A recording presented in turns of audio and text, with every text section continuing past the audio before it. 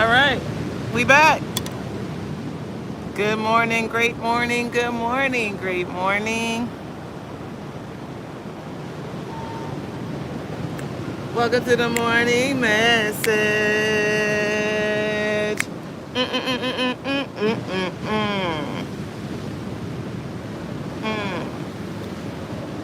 Welcome to the morning messages, y'all. Okay, we back in there. Much better. I'm glad. We was having some sound issues, but we back up in this piece. I'm gonna give the good people a moment to join us.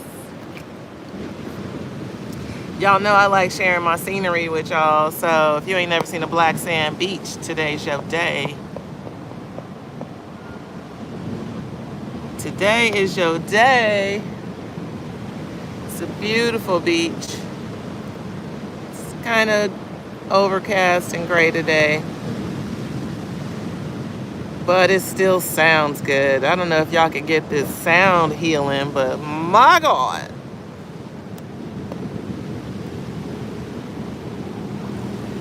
Oh my God. Off the Caribbean coast of Costa Rica. Enjoying nature for all that is given. It's given all it came to give today. Even in the gray. Even in the gloom. Right? Doesn't that sound amazing? I agree. I agree. It's like I keep wanting to just kind of pause and ease my way into this morning message because, whoo, man, I've only been back a week, and I swear it always takes 2 weeks just to get acclimated back into the environment, back into the stillness and the ease of life here. Those of you who might have listened to the message last week on Friday, peace be still. If you didn't get a chance to listen to that one, it's not too late. It is not too late. The message on Friday was all about peace and stillness, quiet, being with ourselves, meditating, practicing mindfulness. Thanks, Phil. I want to see you. Yeah, this weekend was all about being with self. Again, if you didn't get a chance to listen to the message, that's all good. It's still there available for the replay for now. But I took my own advice this last weekend, and I sat my ass down. I did get out a little bit, but even then when I got out, it was to be with myself at the beach. I wasn't doing too much. I really just chilled the fuck out. There was one day this week, Vic didn't even talk to me. I didn't even talk to Vic. I was just in my own zone, in my own energy. And man, that shit felt good. Oh, honey, miss you too. Oh, you did it too, Crystal? I love that. I love that. I kept trying to judge myself because I wanted to have done it differently. I wanted to turn off my phone and not be on the internet and, not be on the phone with anybody. And it wasn't this kind of quiet perfection I was shooting for, but it was absolutely still purposeful, useful, valuable. Okay. I came to realize a lot about myself this weekend. I started to be impulsive because Sag, okay, girl, it be like that. Sometimes we be antsy and our body just wants to move and it wants to go and it wants to, be involved and engaged in shit. It doesn't want to just sit still and take a passive approach to life and manifestation. As generators, we like to generate, we like to do. We like to exert energy. But yeah, I was the same way. And I fought the feeling as much as I could, and then I surrendered when I had to. I still was out mixing it up around town, riding my bike, doing the things, but I wasn't really engaging with a lot of people. So it was good. It was good. So for those of you who did get a chance to chill out this weekend, did you have any new discoveries? Did you journal? Did you do some self-reflection? Did you have any epiphanies? Any new realizations? I know I did. Several, in fact. And I don't know which one I'm being led to talk about today as I'm fighting off very large ants.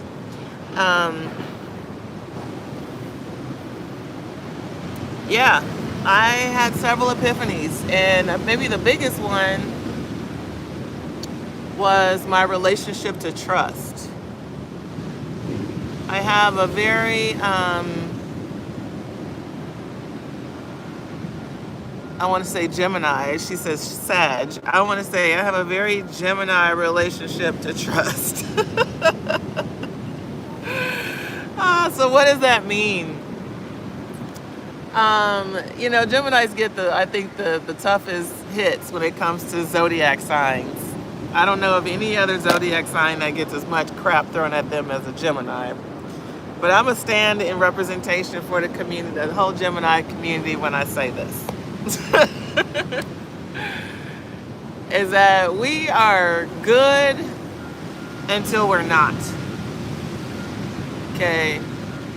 Meaning we are typically the most calm, cool, collected, chill personality type. We're gregarious, we're,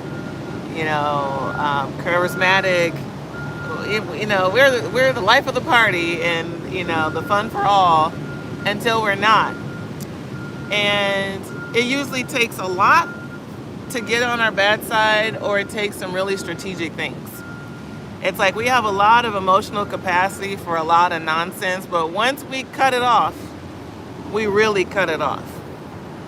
And when I was sitting in my meditation and sitting with myself in my silent time and paying attention to my relationships and friendships and family, like all of my relationships, I came to really understand it's not just that I have a cutoff game.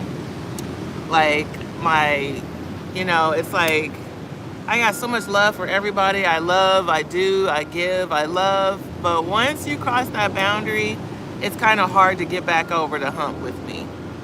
And I say that's a very Gemini thing because that's how we be. It's all good until it's not good no more. And when it's not good no more, it's like we're different people. And I've been sitting with that part of myself. Like, is that really healthy or constructive to just kind of shut down? Like people have flaws. You have flaws. I have flaws. People make mistakes. It's like, people have motivations for why they do certain things. Yada, yada. I'm trying to find empathy, right? I'm trying to find the part of me that like gives a fuck beyond people's behavior. And there is a big part of me that does. Otherwise, I couldn't even do the work that I do. I have a lot of compassion for people. I have a lot of empathy for people, especially in my professional life. When it gets to my personal life, though, it gets a little tricky. And I came to realize why. Okay. Why? Yeah, Phil says when she's done, she's done. Girl, it is fact. Okay? And I had to sit with, like, why? Why am I that way? Because I have a trail of relationships that I have had to cut off. And I won't say I had to because that was the only alternative. Of course, we all have choice and free will. But as a principled person, there are just certain behaviors, exchanges, levels of relationship I have no tolerance for. So when I was sitting with myself this weekend, quietly reflecting on my relationship to trust and what really happens for me personally when I feel like someone has crossed a boundary with me, it's not just a shutdown because I'm mad. It's like, it's not even about being mad or upset with anybody. For me, I came to realize this weekend, it really is about vulnerability. It's like I'm very discerning and very decisive about who I open myself up to, who I share time and space with, who I give my energy to, who I sacrifice for, all the things, right? Like, I'm very discerning and selective about who I'm willing to open my energy up to. And I'm not just talking about like in deep level relationship. I mean, like, even just casually. It's like, who am I going to give the time of day to? Who am I going to give attention to? It's like I'm very discerning about that. And so when I open up my energy to let someone in or to share some part of myself that I might not ordinarily share, like, that is a big deal. And I would imagine that was a big deal for all of us, because, who really likes to be put in a vulnerable position and to be put in a situation where someone might hurt your feelings or someone might let you down or disappoint you? Yeah, I really struggle with those things. And as much as I want to open myself up to people, I really do struggle with these things because I've had experiences where people have just let me down. And I don't think I'm alone. I don't think I'm special. I don't think that experience is unique. I think we all, at some point or another, have had an experience that someone let us down. I don't know that everybody deals with it how I deal with it.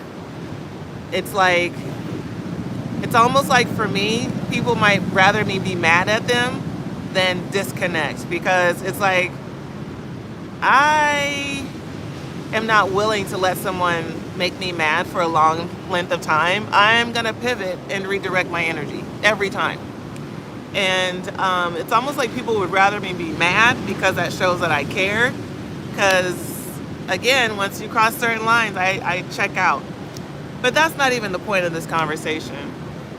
The point for me was the realization around my relationship to vulnerability. Because normally I'm just talking about trust, like who I trust, why I don't trust them, and what if they're worthy of trust. It's usually like very topical and outward focused. But this weekend, I started paying attention to not just my relationship to trust, but my relationship to vulnerability. And that is even more complex than just whether or not I'm on the surface going to trust somebody. Because vulnerability in and of itself, it's a choice, right? Like, we would say trust is a choice. But I think at some point, even with trust, we get to a point to where we can't deny it anymore, and then we just give in. It's kind of like the person that you've been with for a long time or been friends with for a long time, and they've never done you wrong in all the years. So then you just, I trust this person. Like, I have no reason not to. It's like we give in. I have no reason not to, right? That doesn't speak to vulnerability right away. Okay. When we talk about vulnerability, you can know someone for 100 years and still never be willing to be vulnerable with them. You might extend some leeway and some leverage of trust because you don't have evidence of any reason why you shouldn't, but vulnerability, it requires an honest willingness.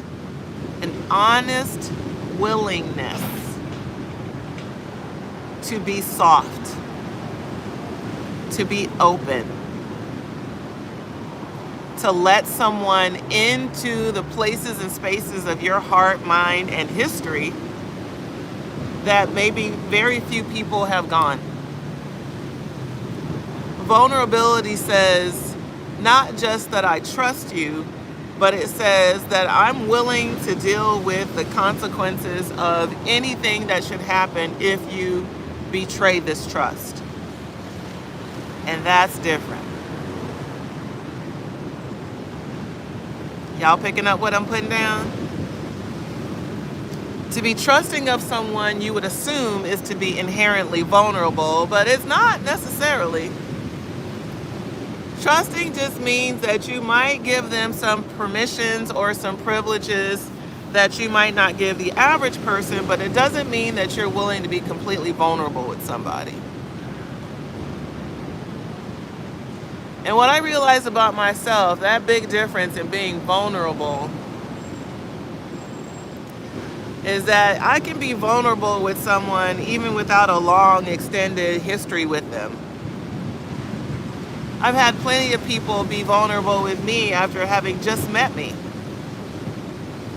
And they may not have the long history behind our relationship to say why they trust me, but they are willing to be vulnerable with me, which is a level of trust that supersedes relationship. I've trusted people I've just met more than I've trusted people that I've known for a lifetime. And that's just the facts.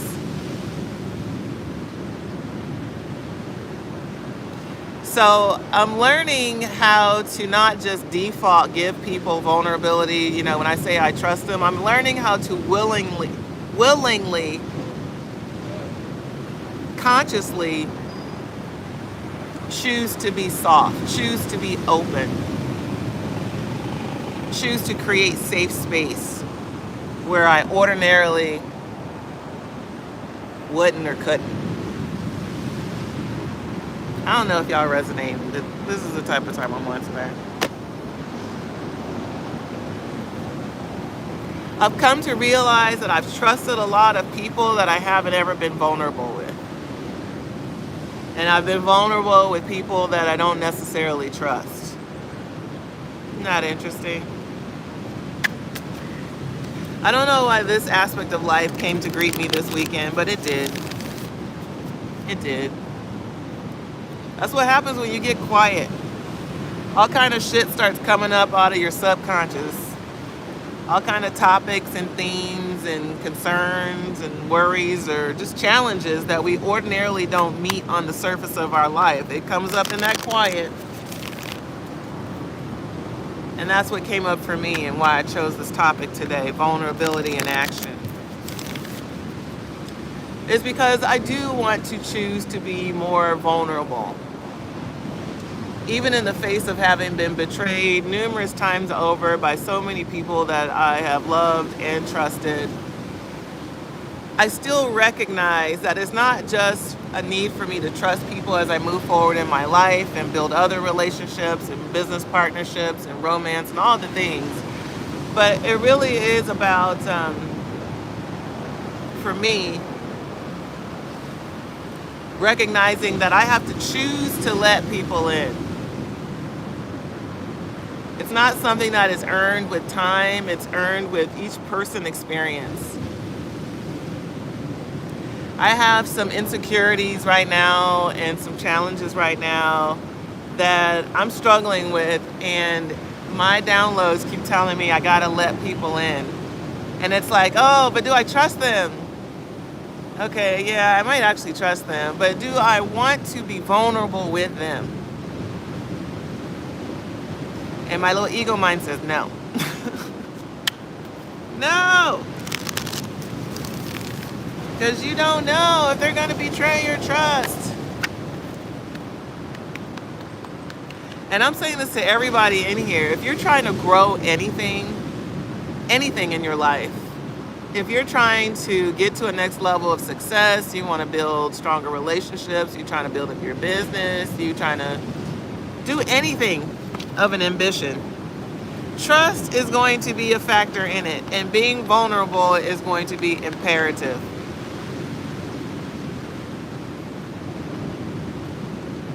There's just no way around it. Being vulnerable means sharing what you need, sharing where it hurts.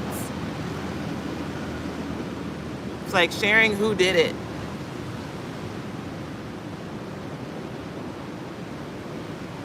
Being vulnerable requires a degree of transparency that isn't always attached to trust. You want to assume that whoever you trust is going to be transparent, but that's not true.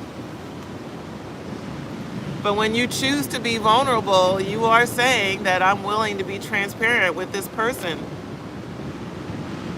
You are saying that I have a need, or I have a desire, or I have something I'm struggling with, and I want to be open about it.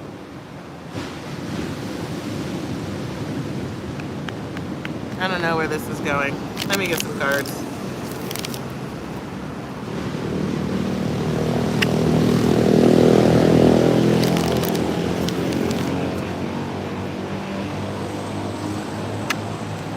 They're giving me this analogy of the ocean.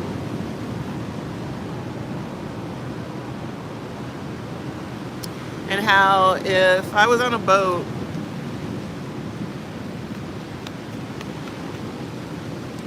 and I rowed out to the middle of the ocean and then I lost an oar,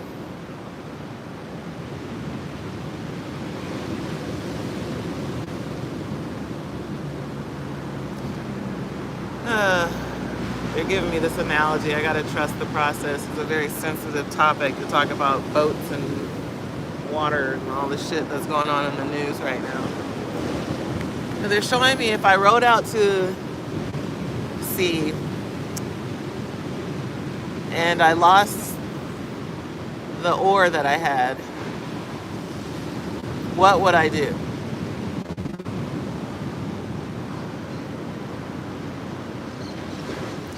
Would I lean into trust or vulnerability?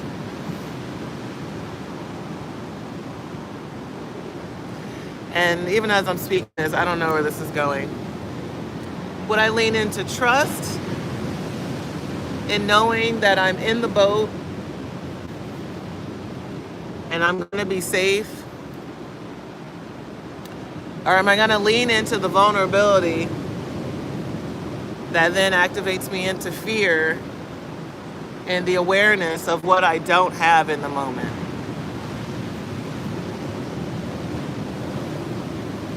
Which would you lean into? Trust that eventually you're going to sail to where you need to be? Or vulnerability, which is the fear that you may be in danger and without the support you need? What would you lean into? Okay, that's a rhetorical question. Trust or vulnerability? I might guess that most of us would lean toward trust. Even if we had a panic moment of vulnerability, we know we're going to survive it. We got to lean into the end well. It's going to work itself out. We're going to get to where we need to be. It's like that positive mindset is what would sustain us, right? I'm sorry, I'm a little off center because it made me think of this kid that was unalived over the weekend. Let me get in these cards. I can't even get to the message because I'm stuck out here. Phil says she would lean into both. Well, they say we can't fixate and focus on more than one thing at a time. Something's going to take precedence. My thought would probably be both. I'd probably be really scared, but I would also probably trust.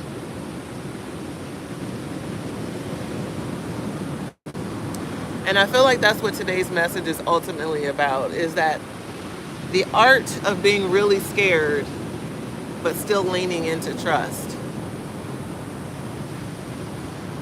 Isn't that vulnerability at its essence? We're really scared, but we're going to do it anyway. If we make it about trust, is either I'm going to do it or I'm not. I'm going to trust you or I'm not. When we make it about vulnerability, it's no longer about trusting the person. It's about trusting the process. Trusting in the universe, in the divine. It's a lot of energy around us really breaking down the difference between our relationship to trust,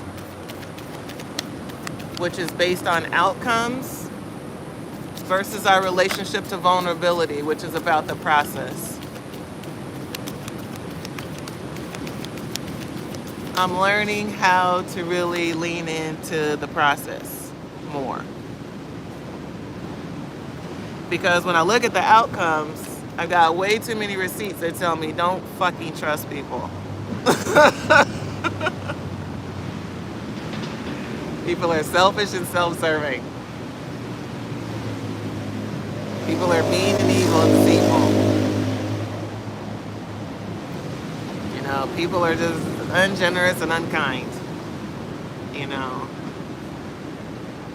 I'm learning how to lean into more vulnerability. It's just staying engaged in the process, even when I'm afraid. And you may ask, well, why are we spending a lot of time on vulnerability? How about if I just discern something is unsafe, I stay away from it? Well, again, I say, if you want to grow anything, if you want to get to the next level of anything, if you want to achieve anything more than what you're doing, you got to step outside of your comfort zone, and that's where the fear exists. That's where the vulnerability lies. It's right on the other edge of that comfort zone. And if you're looking for trust, you're looking for receipts, or you're looking for a long report of evidence, or you're looking for years of experience, you're looking for something that you're not likely to always have in order to move forward. So our relationship to vulnerability has to grow. We have to be willing to lean into a new circumstance or a new experience or a new whatever it is to see what happens, to see how it flows. As opposed to determining, nope, I can't trust it, I'm not doing it. Nope. And most times, for every time we say we can't trust something, it's a new experience we've never had.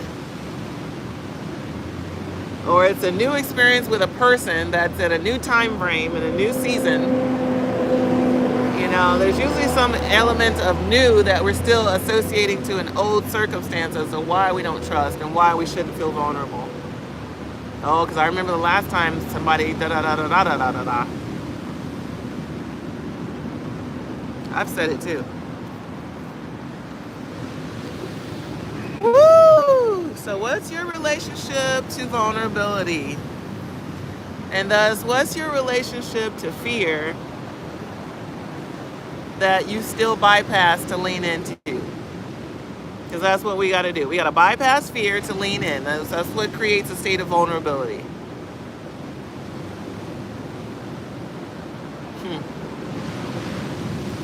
All right, let's get into these cards. Working with the self-care oracle deck. So all these strategies are self-care strategies. Okay, cards real close. Real close. There we go. So all these cards are self-care strategies, and this one says make a meal.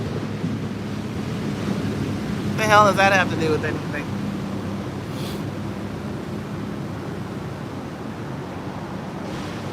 So, you know, I'm channeling a message, so I have to just tell you how it's coming.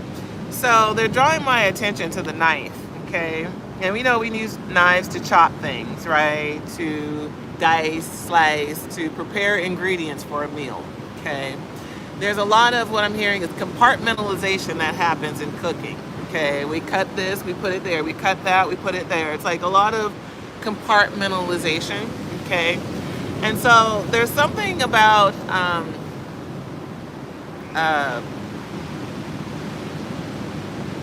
I don't know. Hold on.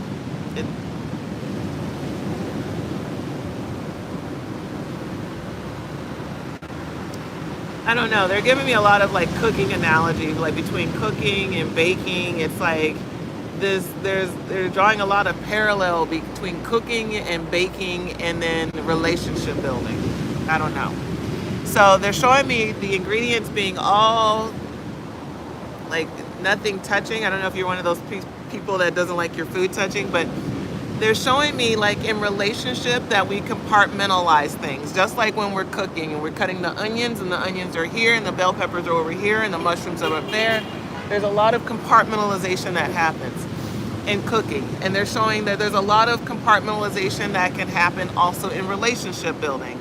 So it's not saying that, I don't know, this is weird. It's like they're saying like to compartmentalize relationships. Just because this happened with that person doesn't mean it's going to happen over here. I don't know why they're drawing the connection to eating. I don't know where this is coming from. But it's like there's something about separating compartmentalization and then also cutting off. So follow me if you can. I'm a little lost in it, but they're showing me like beets. I haven't eaten beets in a long time, but they're showing me like vegetables, like where you don't eat the entire vegetables, you cut off certain parts, you get rid of. So like you might not eat the leaves of the beet. Might not be one of those people that juices all the parts. You cut off just the root, and that's the part you eat, and you get rid of all the rest. And they're saying like to do that in your relationships, like compartmentalizing people. It's like people aren't all bad, okay?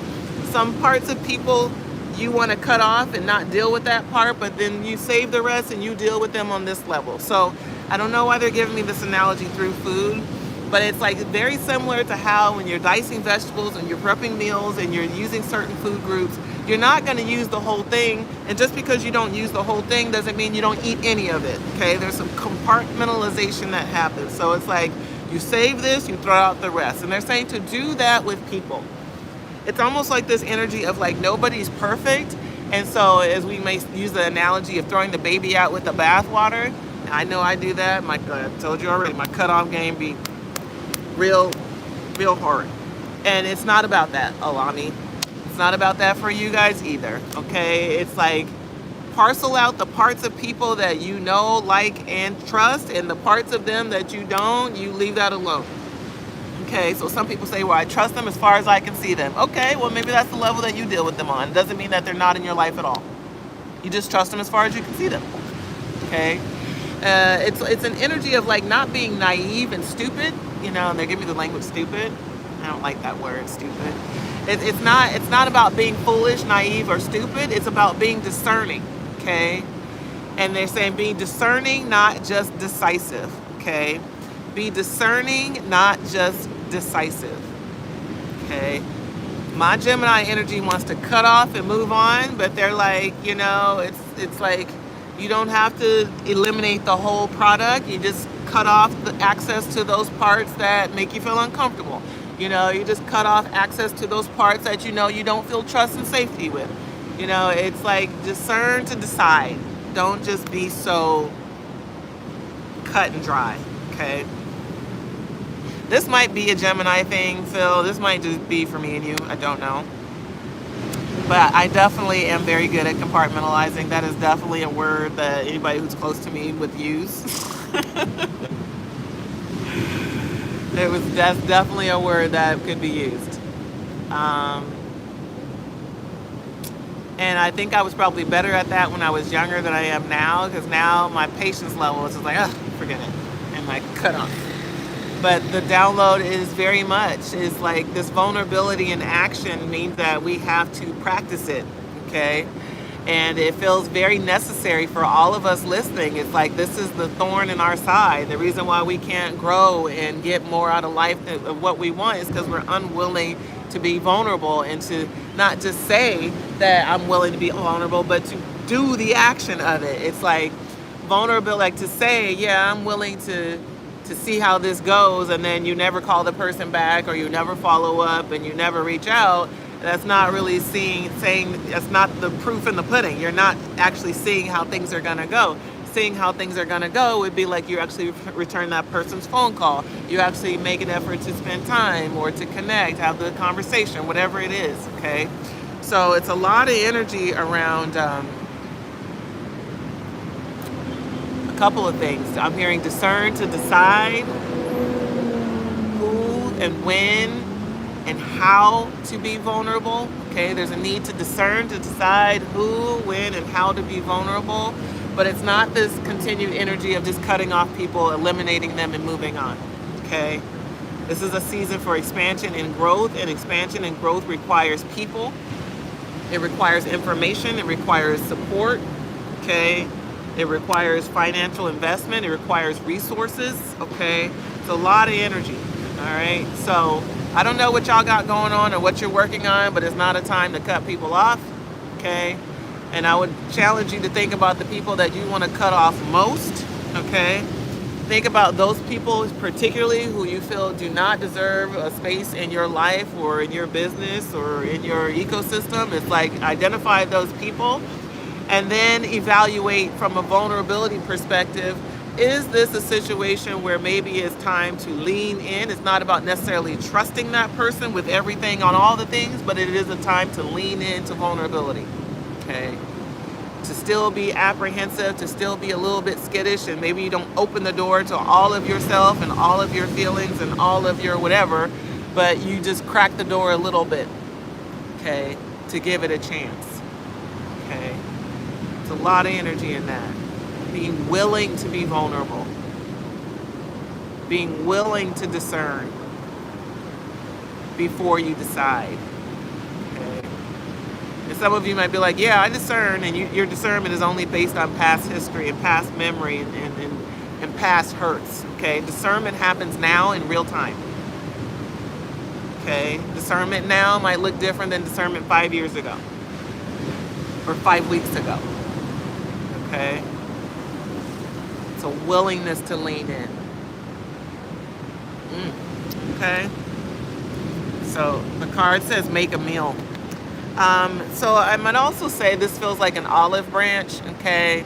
That whoever you may have some challenge or issue with, this is given obviously vulnerable to relationship. Whoever you may have some challenge or issue with, you may invite them to dinner. You may DoorDash them some food. There's something about a meal. You might send them an edible arrangement or some other kind of edible gift. It's like you might bring them a chocolate. It's given like, an olive branch, some kind of food or pastry, dessert, meal that serves as a gift or an offering. Okay. Now, I know some of y'all might find this hard. It's like, so you want me to deal with somebody that I don't even deal with like that? Yeah, that's what the message is saying. Okay. It is saying be discerning. Okay. It's not about going back to befriend people that you completely cut off and you want them to remain cut off. This is about the people that you feel some connection to, and you threw out the whole baby with the bathwater, as they say. Okay. For some of you, this might be some kind of gift that has some food-related reference. They're showing me, Tabitha Brown, she loves avocados, and people gift her with avocado t-shirts and earrings and shit all the time. So it's giving that, it's something like that. It might be some kind of apron for somebody who barbecues. It's some kind of gift giving is what I'm getting through this meal. Some kind of gift giving that has some food association that's used as an olive branch. Okay. If y'all resonate with that, tell me what that means to you.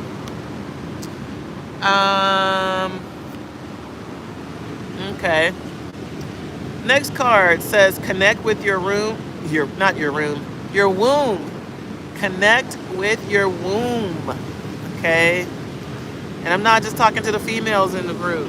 Okay. Connect with your womb. Woo. Okay. So I'm getting the energy of gut, like gut resonance. Okay. Normally, if we talk about our gut, we start pointing to that area is the womb, right? But it feels like really tapping into gut wisdom for truth in circumstance. So it's like if you're trying to figure out whether to mend a relationship with someone in particular, it's like use your gut. Don't use your mind. Don't get caught up in your feelings. Like really use your instincts, okay? Because your instincts might say yes when your brain is saying no, and your instincts might say no when your heart is saying yes, okay? So it's a lot of energy around really tapping into your gut to discern, to decide how you navigate your vulnerable conditions. It's not for you to go and be vulnerable with everybody and everything and just be impulsive and haphazard with yourself, with your life, your time and energy. But it is about discerning. It is about feeling for it. Is this someone that I should let in my life? Or is this someone that I should forgive? We haven't even talked about forgiveness. My goodness. Is this someone I should forgive? Is this a situation that I should forget? Okay. This connect with your womb is all about tapping into your gut for the answer. Okay. For my guys in the space, I feel like it's about tapping into for a female perspective. Okay. For a female perspective. And I wanted to use the word opinion, but they shifted to perspective, okay? So for my folks who identify as male in this space, you don't have an actual, quote, womb. You do have gut knowing, okay? You do have gut instinct, okay? Sometimes men do need to lean on women to help sort through their feelings, okay? To sort through their knowing. So you may have a feeling about something, you may have an opinion about something, and then your gut is giving you something else. So I feel as though for my men in the space, this is about seeking out female perspective, okay? It might be your mother. You might ask her what her intuition hits on. My kids do this to me all the time, of course. Like, are you picking up anything? I'm like, well, what's your gut say? You know? This is a need to really tap into gut wisdom. And if you don't feel like you can get to your own, tap into a mother, grandmother, tap into mother's intuition, women's intuition. Okay, that's what it's given. Tapping into women's intuition. Okay. You know, a lot of my folks are out here dating out in these streets, trying to figure out who's the right person. I know some of y'all are married, and you're trying to sort through some marital problems, trying to figure out, am I crazy or is this situation amiss? Okay. And women's intuition can be very helpful. I do want to say, my ego mind wants to say to you guys who are married, if you're married and seeking counsel from another woman, make sure it's a family member or at least a friend that your wife is aware of as well. Okay. I don't want no problems from nobody's wife calling me and be like, you told my husband to go seek out female counsel to sort through our problems. Why didn't he just come to talk to me? Don't come to me with that part. Don't come to me with that part. I will buy you a cup of coffee and think about this person. Best I can do. That part. Hey, that's good enough. I'd love a cup of coffee. Anybody else want to buy me a cup of coffee? Details are in the show notes. Christine says, what about the universe, God energy in this? Trusting something greater versus other people? Absolutely. And I didn't say it out loud, but when I was talking about the boat, if I didn't say the part of trusting God, trusting the universe, trusting that spirit will bring you back to shore, that's what I meant. I may not have said all of the words, but my brain processed it all. But absolutely, that's what being vulnerable requires of us. It's not about trusting the people, places, or thing in front of us. It's about trusting God, our instincts, our intuition, the process, right? Making sense of rejection is God's protection, blah, blah, blah. I know the blah, blah, blah is taking me out. And so for real. Okay. Yeah, God's rejection. I mean, God's life's rejection is God's protection. That's the facts, whether we want to acknowledge it or not. Okay. So a lot of energy around tapping into a female perspective, women's intuition. Is a lot of energy around using our instincts and intuition to sort through when is the right time, place, space, and person. Who is the right person to be vulnerable with? Okay. Wow, great cards. Next one says, connect to your ancestors. Okay. More female imagery. Yeah, I'm getting a lot of energy around like mothers and grandmothers. And I know everybody's mother and grandmother is not still living, including my own. And yeah, it's tapping into ancestral energy. It's like anytime you need to make a decision about something, you really do have to go inside yourself. And in the moments where you may feel overwhelmed emotionally or just distracted or, feeling impulsive, it's like go beyond yourself. Go to your deceased family members and ancestors, elders, okay? And they don't have to be deceased, okay? Ancestors come in all wide variety. Some of us still have ancestors alive that are living well, okay? It's like tapping into them for the wisdom. My dad used to say all the time, if you live long enough, and and that saying just sticks with me for a lifetime because he's so right. If you live long enough, you've had a lot of different experiences. You get a lot of different lived and learned experience. You grow a lot of wisdom over time. In your younger years, you may be so free to trust everybody and just go and do all the things. And then as you get older, you recognize that that's not wise. Okay. And so then vulnerability becomes a real hurdle to have to conquer. Because it's like when I was younger, I struggled with this, or I was taken advantage of by that, or whatever the context is for you. Okay. Sometimes we do need to be able to go beyond our own thinking mind and our own biased opinions about things. So connecting with your ancestors. For those of you who do have parents and grandparents still living, God bless you. Especially if they're of a sound, sane mind to be able to engage you and to be able to pour into you still, God bless you. You're very, very, very fortunate.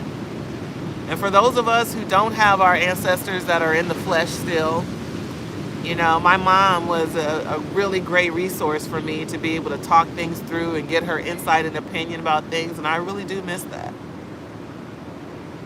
I really do miss that. So for those of you who have your folks in the flesh, pick up the phone and call, pay a visit, take a trip. For those who our ancestors have transitioned, go and commune with nature.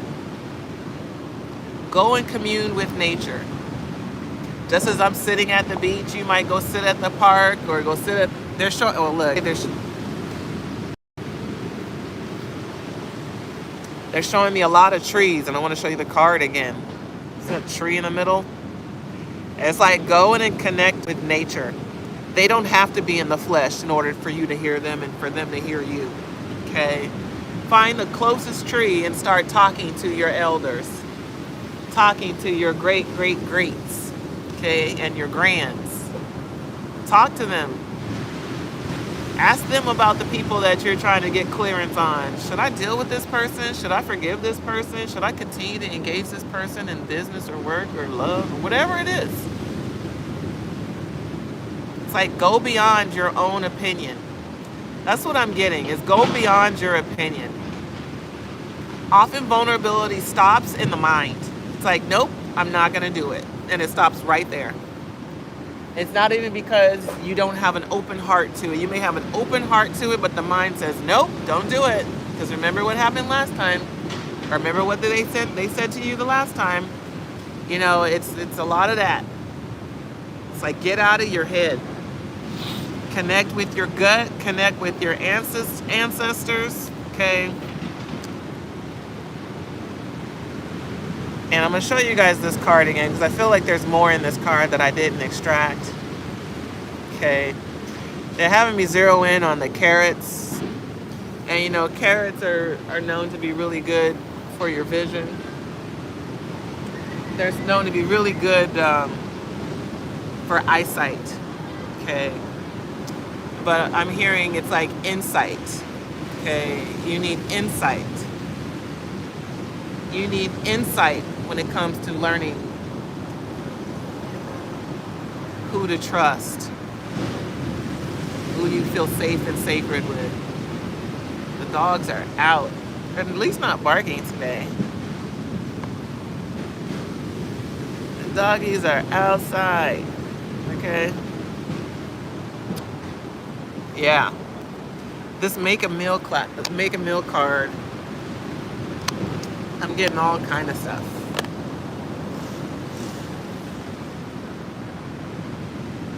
Yeah, I'm gonna just leave that there.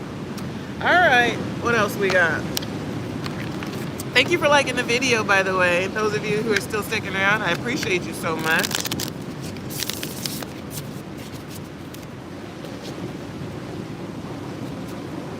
Yeah, vulnerability is not my strong suit.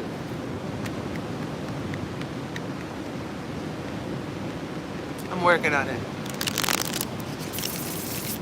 I'm being forced to work on it in real time.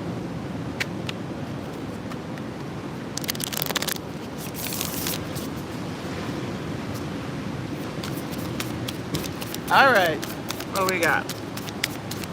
A couple more cards. I really am trying to keep these morning messages closer to an hour. I'm trying. Because I know y'all don't be having time to be all day on the live. Oh, I put this in the wrong button back. So I think I got a couple more cards and then we're going to tap out. For anybody who wants to book a private reading, I invite you to do so. Of course, it's directly with me. Go to begreateveryday.com. you want to learn more about your human design, begreateveryday.com. Oh, I forgot to mention, you guys, this Sunday I'm hosting an online event. It's open to anyone who wants to attend. It's called Room to Breathe. And yeah, duh, I completely forgot. It's a no-cost space, just creating a space for helpers and healers to join and to talk about their experience of being a human helper. What I've come to realize is that so many of our helpers are burnt out. Folks are struggling themselves with their own mental health, their own families, their own finances. And I just want to hold space with them and for them. And what is a space for? It's just to talk. It's just to relate. It's to do some grounding exercises and some self-care in real time. And build more community with other helpers who can relate. Oftentimes, helpers have to live in silence and in shame when we're struggling with our own stuff. There's no space in the world for helpers and healers to say, yeah, I'm struggling too, and I need support sometimes. I think we live in a reality where people like to pretend that their doctors don't have health problems and their therapists don't need therapy.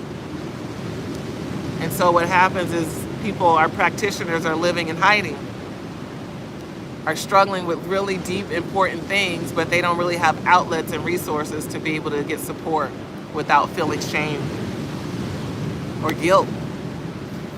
And so that's what I'm doing with Room to Breathe, is literally just creating a space for them to come and exhale, do some breath work, some mindfulness, some grounding, and to build more community with other practitioners.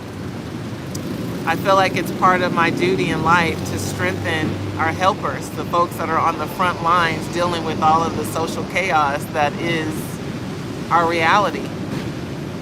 Like, nobody's talking about this. I don't see anybody talking about helping the helpers. And so, leave it to me, person who feels like she's got to play a role in saving the world in every way. I just want to create a space for the helpers to converge. So it's a 90-minute session. It's this Sunday at 10 a.m. Pacific, 1 Eastern. You do have to register. It's Room to Breathe. If you go to... Oh, shit. I don't think I put all the links up. I need to make the link available. I did it all everywhere but on my website. Duh. If you go to begreateveryday.com, you can't get to it there. Shit. You guys, I'm going to post it as soon as I get off of here. If you follow me on Instagram, it is up on Instagram right now. I just posted it in the middle of the night, so I forgot to do one other thing to make it available for you all. But if you go follow me on Instagram, there's a link on my story right now. Yeah, Room to Breathe. And I'm super excited about it. I can't believe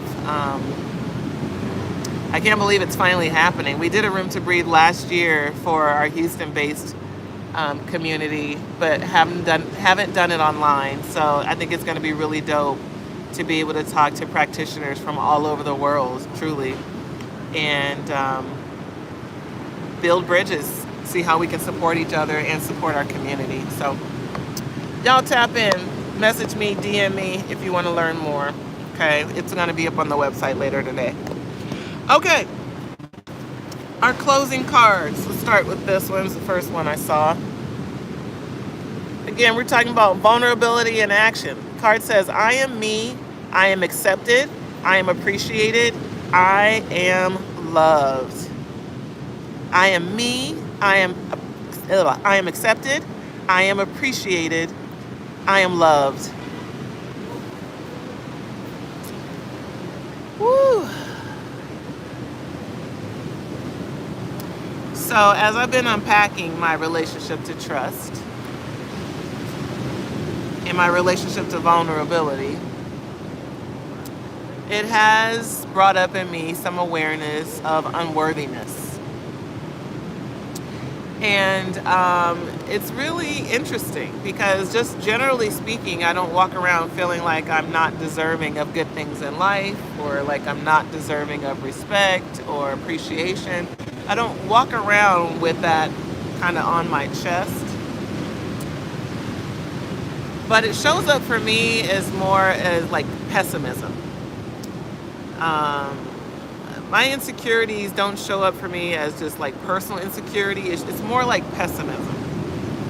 So while I believe, and maybe many of you too, you believe that, you are appreciated and loved and accepted. You believe that in general. But then there is this cast of doubt that shines over things that you try to do when you need to stand in these energies. So for me, as an example, as much as I'm on the internet, I need to be on the internet more. And I need to be on the internet talking and teaching and telling in more ways than just channeling a message in the morning. And as much as I know I have something meaningful and important to say, I know I'm an attractive person to be on the internet saying it, and I know that this message will land on the hearts and minds of people who really need to hear it, I have this degree of pessimism that says, don't nobody want to hear it.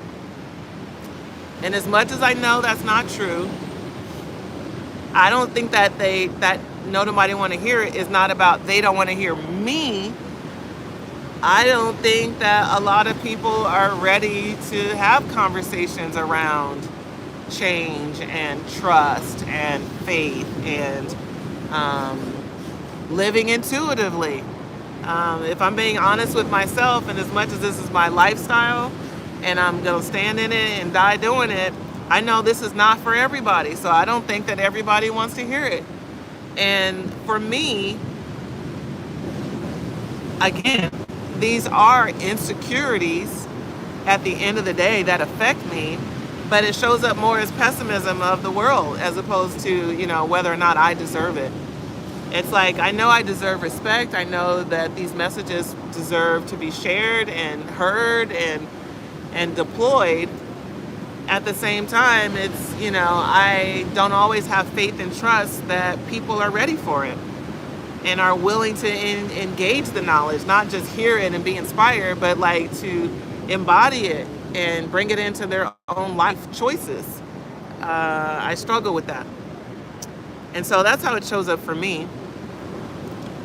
These, what I guess are insecurities and self-doubt that I'm accepted, appreciated, and loved. But I know I am, but I gotta act like it. I gotta show up in it. I gotta be willing to put myself out there, be vulnerable. I gotta be willing to put myself out there, show up in the spaces, talk about the things, and just let it be what it is. And I'm doing it a little bit at a time. You guys are starting to see more social media posts, more reels, and more of these messages chopped down into shorter form. And they are gaining traction. The YouTube channel's growing. I'm getting new followers. All the things are working. So this is a part of just me deconditioning from some of these outdated beliefs of thinking people don't really want to hear it. People do want to hear it, in fact. It's just the opposite. People do want to hear it, and I am continuing to show up more. Okay. But what does this mean for you?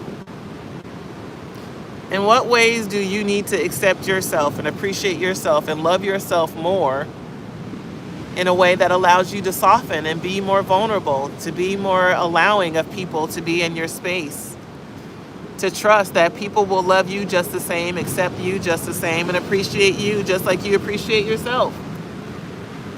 This is like an energy of like knowing that you are worthy of whatever experiences that you want to have.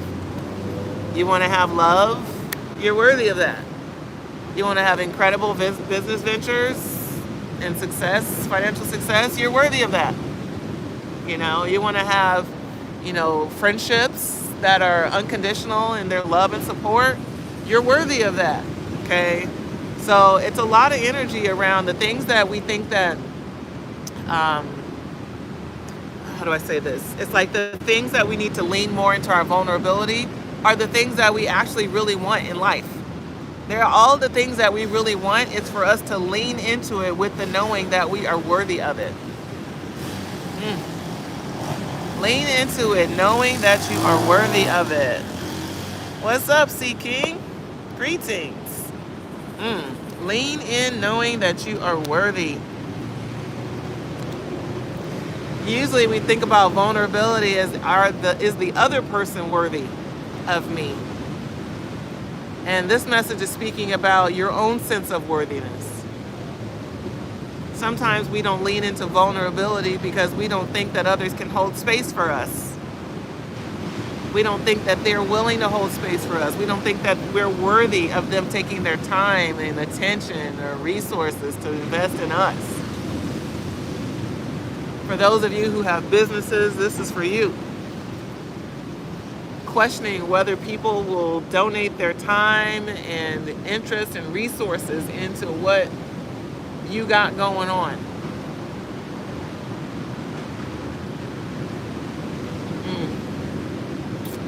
Yeah, I'm working on that part too, I think. You know, side note, I've come to realize that in the last several years, in the last 4 years in particular, I think I've only launched maybe 3 or 4 paid offers, but I've also launched maybe like 5 or 6 free ones. I launch more offers that don't charge people anything than I do launch offers that charge. Isn't that interesting? People would probably be surprised to hear that, considering our services are premium. It's a premium service. It charges a premium rate. But yet I offer more free offerings than anything. You know, tea and tarot, coffee or cocktails, life reimagined, mindful meditation. I've offered all of these things at no cost over the years. Office hours, the everydayers community, all of these things I've been doing at no cost. That is so funny. Maybe I should convert my business to a nonprofit. That might be a thing.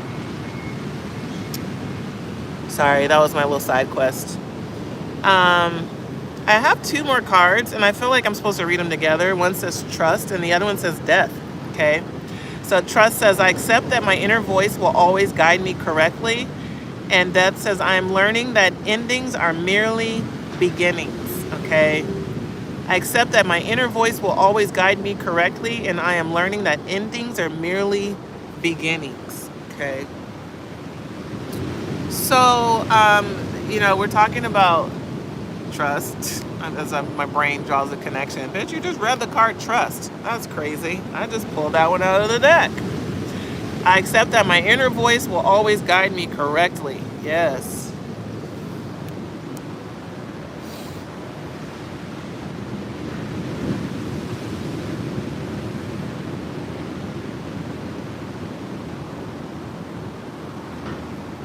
So I'm hearing vulnerability is an inside job.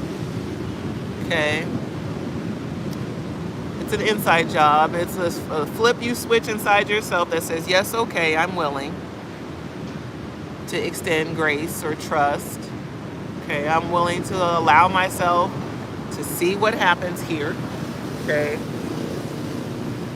I accept my inner voice will guide me correctly. It's kind of funny how most often people don't know when you're being vulnerable unless we say it. Because some of us have a great social mask, so where we may stand strong and stand with pride and stand with confidence, people, unless they're inside of us, don't know that we're like ready to shit a brick or that we're nervous as hell and, you know, we're feeling any other type of way about it inside. It is an inside job. Okay. And for most of us, we do have a connection to our intuition. We do have a connection to that voice inside us that says, do X, Y, or Z, or don't cross that street, or don't go bother that dog, or whatever it is. We have that little part of us, we have an awareness of that little voice inside us that is guiding. Okay. Yet, even when we have an awareness of that voice, it doesn't mean we always listen or respect it or follow through. It doesn't mean that. Okay. It doesn't mean we listen, respect it, and follow through, but it feels like this is our call to action.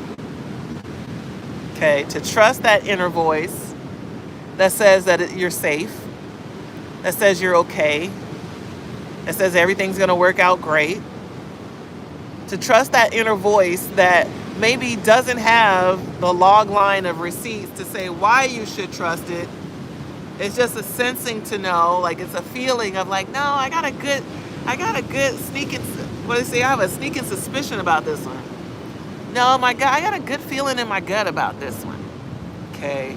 It's like you can have that good feeling all you want. If you don't listen, it doesn't matter. You can have all the awareness in the world of what feels like right, but if you don't execute, who gives a fuck?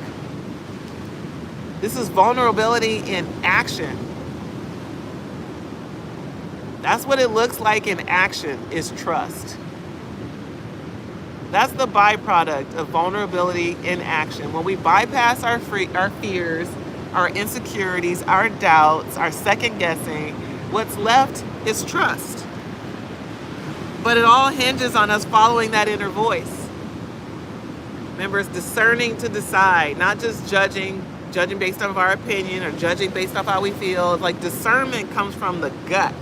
It's a gut level knowing of, yeah, I probably should forgive, or I probably should go ahead and take advantage of this or that. Okay. So many of us can't lean into vulnerability because we can't get into the right mode of operation, which is intuition.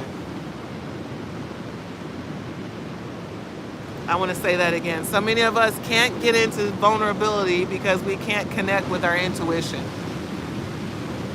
Because I agree, you shouldn't allow yourself to be vulnerable if you don't have a connection to your intuition. You can't trust yourself. You might be vulnerable in the wrong context with the wrong people on the wrong day about the wrong topic. If you're tapping into your intuition to discern, to decide, you can't fail. You can't. And your ego mind might be like, no, I shouldn't trust this person because they did so-and-so over there dirty, so I know they're going to do me dirty. But your intuition says, no, you should work with them. You're like, wait, but why? But you can't deny that your gut is saying you should work with them. This has happened to me. Like my whole brain is like, no, don't do it. Don't do it. Don't do it. But my gut's like, yeah, you should do it. And I'm like, no, because I don't even like them. They don't be doing stuff right. No, you should do it. And then I do it and it's like, oh, okay, now I get it. All right. But only after the fact do I get it. Because on the front end, our mental mind be ruling out. It'd be like, no, this person's not worthy. That person gave me grief. That person did me wrong. No. Mental mind, no. Gut wisdom's like, yes, absolutely yes. Okay. So trusting that voice is one thing, following it is another. Okay. And I felt like I was supposed to read those cards in tandem, the trust card coupled with the death card, because I'm learning that endings are merely beginnings. Okay. For so many of us, I feel like this energy of vulnerability, this reading, I feel like it's validating. It's validating some things that we've been thinking and feeling is what I'm hearing. Okay. It's like if you're questioning whether to be vulnerable in a situation or end it, okay, here's the card, okay, this is to end it. Okay. Is this a situation that I should just forgive and forget and, stay engaged or whatever? It's like, no, this is a season of change and transformation. Okay. If you are really grappling with a decision about whether or not to stay or go, this is given beginning, new beginning. Okay, this is given transition time. Things end so that other things can begin. Now, here's the thing. It might not be ending the whole relationship. It might be a cycle, a season, a chapter. Okay, you might be renegotiating terms and conditions. Okay. It might be you went from friends to now lovers, or you went from lovers to now friends, okay? I'm getting vulnerability in both ways. I'm getting this vulnerability of needing to soften, to be more open, to what I'm hearing is exciting exchange, okay, which feels like vibes between people. It feels like vibes, okay? It's like being open to new friendships, being open to being vulnerable, letting it's like a vibrational exchange is the only way I can describe this feeling, okay? And then it's like this other end of vulnerability. It's like leading into making a decisive action to no longer associate yourself to a certain affiliation or a program or person or business or whatever it is, okay? I'm feeling it in both ways. It's like taking a risk into a new opportunity and taking a risk by leaving an old one, okay? I'm feeling both, okay? It's a lot of relationship energy here, okay? A lot of relationship energy, okay? So it says, I'm learning that endings are merely new beginnings. So, you know, you may have had a sour exchange with someone. Maybe you had an argument or disagreement or whatever that put you on bad terms. It doesn't mean that this card doesn't mean like end the relationship, okay? It doesn't necessarily mean that. It may mean that it's like ending the relationship on the terms and conditions you had it before and starting anew, okay? But there's a shift here. There's the death card is not just about ending. There's a rebirth also. So there's a shift that happens. So it's a lot of energy around redefining relationships, reorganizing relationships. I'm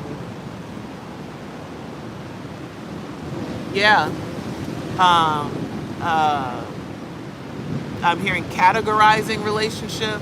Okay, if you have a gray area relationships where you're friends with benefits, but y'all kind of act like you go together, but not real. It's like a lot of like discernment energy. Okay, it's like there's a shift that happens there. So either we're friends or we are together. Okay, that's the energy it's giving. It's like there's a shift right here. Okay, it's like, you know, we're no longer lovers, but we can be friends. Okay, it's some transitional energy here. Okay, but I feel like there's a need to really trust your gut on whatever it is that you're deciding. Okay, it's like, well, how do I know which it is? It's inside of you. Okay, I accept that my inner voice will always guide me correctly. Okay. And I want to talk about this death card energy just a little bit more because this freaks people out. Okay. Because change is hard, okay? And I know it says death, but I want you to think in terms of transformation, okay? Transition, transformation. This is about endings and beginnings. And this should be hard. Transitions, even if they're desired, even if they are wanted, still aren't always fun because it's a change. I remember when I was leaving the Americas to come here and I'm selling all of my stuff and we're moving out and all of these things, you know, that have to be done in order to make this trek over here. I wasn't that excited about all of those things.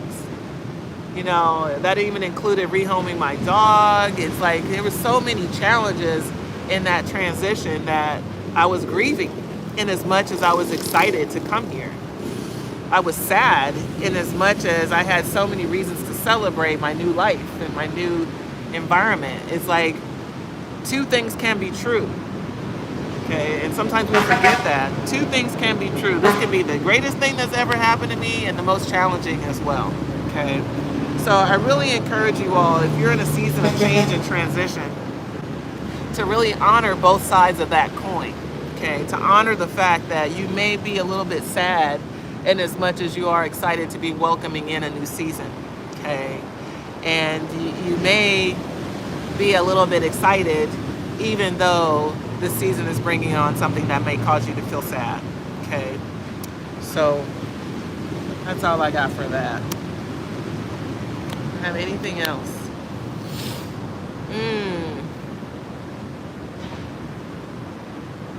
It's a season of us getting out of our comfort zone. It's a season of us leaning into some new normals. Vulnerability in action means that we're not just talking about it, we're being about it.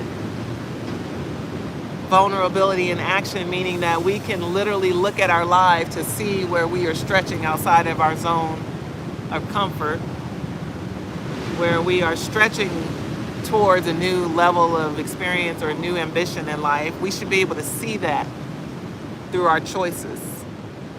Okay. So I don't know how it resonates for you. Take it how it resonates for you. Leave nothing, and leave it all. Leave anything that doesn't resonate behind. Take only what is yours. Woo! Oh, new normal. I've been saying that for a week now. That's where we're at, girl. It's a season of new normals. I feel the change in my own life. Okay, it's a season. It's a season of elevation and growth. It's a season of change. It's a season of triumph. Okay. It is a season of challenge in many ways, but it feels like a season of triumph, like we get the victory over it. Okay. So you guys keep taking care of yourselves, keep communing with yourself, spending time with yourself, taking care of yourself, man. Emphasis on that. Take care of your bodies, your heart, your mind, nurture your spirit. Okay. Spread love and joy, not just outward, but inward as well. Okay. And welcome in this new season. Welcome in this change, these transitions. Welcome them. Okay. And trust the process. Trust the process. All right. I love y'all so much. Thank you for joining the live. I'll be back out in the street tomorrow. Of course, I invite you to comment if there's anything on your heart that relates to this video. Comment below. I love reading your comments when you guys post. Thank you so much. Of course, share the videos with whoever you think can resonate. I receive that as well. I love when you all spread community. That's how community grows, when each one reaches one. So please do share. Of course, like, subscribe, do all the things. And of course, go to begreateveryday.com if you want to book a reading and talk personally. Let's talk. Okay, let's talk. I'm also going to put the details up for Room to Breathe. Again, it's going to be this Sunday on Zoom. It is virtual, accessible to anyone and everyone, but I'm particularly looking for my helper healer types, okay? I want to create a safe and sacred space for people to just talk about their concerns and their challenges, and as a community band together to support each other in this crazy season of life, okay? Of course, you guys, again, stay tuned. Go to begreateveryday.com for more details. Of course, if you want to buy me a cup of coffee, I receive it. I receive it. Details are in the show notes. Hit me up on CashApp at Allah-mi Basheer or PayPal at allahmibasheer@gmail.com. Love y'all so much. Y'all be good. I'll holler at you later. And as always, have a great day. No matter what. Peace.